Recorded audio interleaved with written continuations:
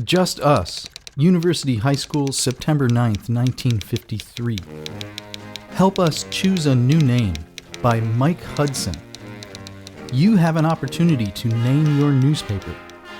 The University High School newspaper is now without a name. The former name of the paper, Just Us, disgusted the staff so much that they decided to change it. Your help is needed. The staff is looking for a name that will be original and yet dignified to some extent. Suggestions will be accepted from anyone, and the staff will vote on the final decision. September 22nd, 1953. The Gargoyle, University High School. Staff votes on name. After 4 months of deliberation, the staff of the Uni High newspaper has selected a new name for the paper. Gargoyle was the name selected in a meeting yesterday. For a number of years, people have criticized the former name of the paper, Just Us, as being ridiculous and undignified. But former staffs of the newspaper had never gotten around to changing the name. Gargoyle was first suggested last August by some members of the group of boys in the home economics riboflavin experiment. Little did the students in that riboflavin experiment know that the name Gargoyle would endure all the way to the school's 100th year.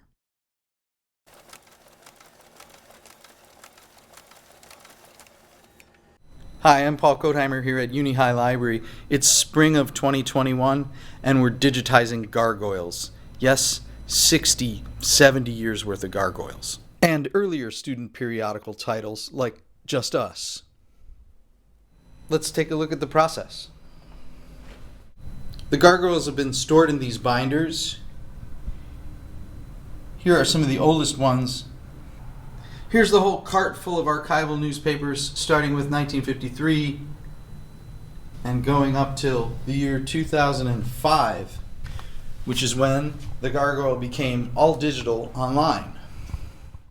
Here I have one school year's worth of gargoyles. In this case, it's 1982 and 83. And I've disassembled them so that I can run them through the document feeder. Here's another year's worth in a slightly different format. These are 11 by 17s, and they are on a thicker paper. I was a little worried that they wouldn't roll through the document feeder well enough, but it turns out it works. It works.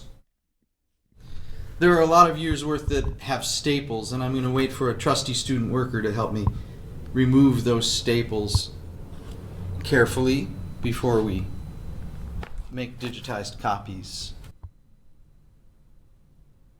I was working with the early 80s before, so let's go with 81, 82 and see what that looks like. Ooh, this one's got staples. Let's not do that one. Oh, that one's done. Here's 85, 86. Let's try that. The exciting headline here is September 27th, 1985, teacher strike imminent. That's interesting.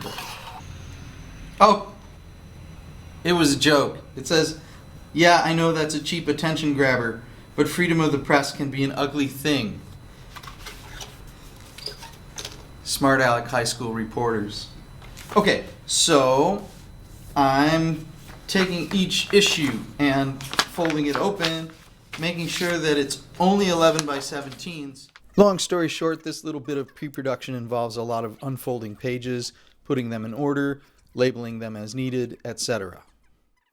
So that's 1 year's worth, and I'm going to just clip them, and then we're going to head on down to the document feeder, the photocopier in the faculty lounge.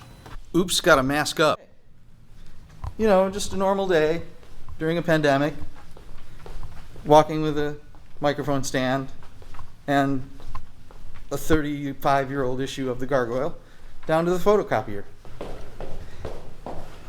This is some serious DIY video. Alright, admittedly, this part of the process looks a lot like plain old making photocopies, and basically it is, except we're creating a single PDF of each school year's school newspaper, And that means dozens of page images per year, some years even 100 or so. And we're doing it much, much faster than we could with a flatbed scanner, which to me is pretty exciting.